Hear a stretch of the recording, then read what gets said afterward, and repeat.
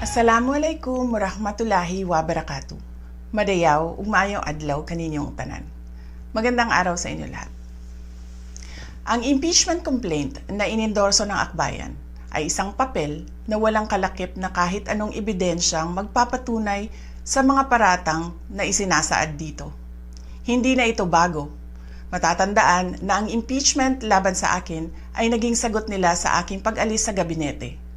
Isang hakbang na isinagawa dahil hindi na maipaliwanag ng Pangulo ang patuloy na pagkalugmok ng bayan sa kahirapan dulot ng kanyang kapabayaan at bisyo. Noong 19th Congress, binuksan pa nila ang isang Investigation in Aid of Legislation, hindi upang lumikha ng batas, kundi upang magsagawa ng isang malinaw na fishing expedition para sa planadong impeachment laban sa akin. Paulit-ulit nilang ibinandera ang isyung Mary Grace Piatos bilang umano'y bahid ng katiwalian.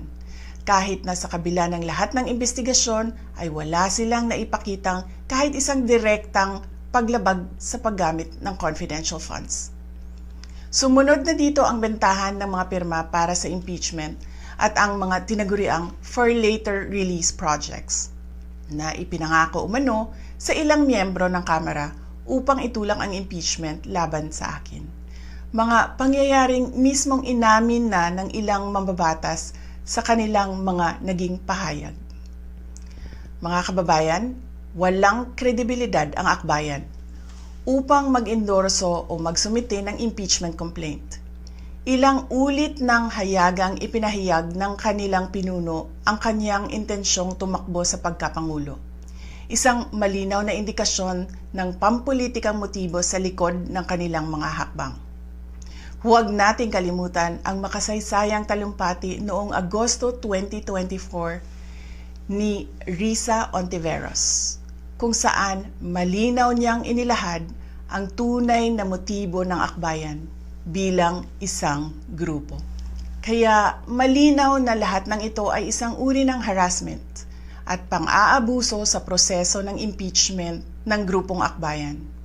Hindi malinaw kung ano ang ipinaglalaban nila para sa kaayusan ng bayan, pero napakalinaw ng kanilang pamumulitika at pagpapahirap sa usaping diplomasya ng ating bansa. Sa huli, ang tunay na laban ay hindi lamang laban ng iisang tao o iisang grupo. Ito ay laban para sa katotohanan at sa dangal ng ating bansa. Naway magsilbi itong paalala sa ating lahat na ang kapangyarihan ng impeachment ay hindi dapat ginagawang sandata ng politika, kundi isang banal na proseso para sa hustisya at pananagutan. Sapagkat kapag nanaig ang abuso, ang tunay na talunan ay ang sambayanang Pilipino. Syukran.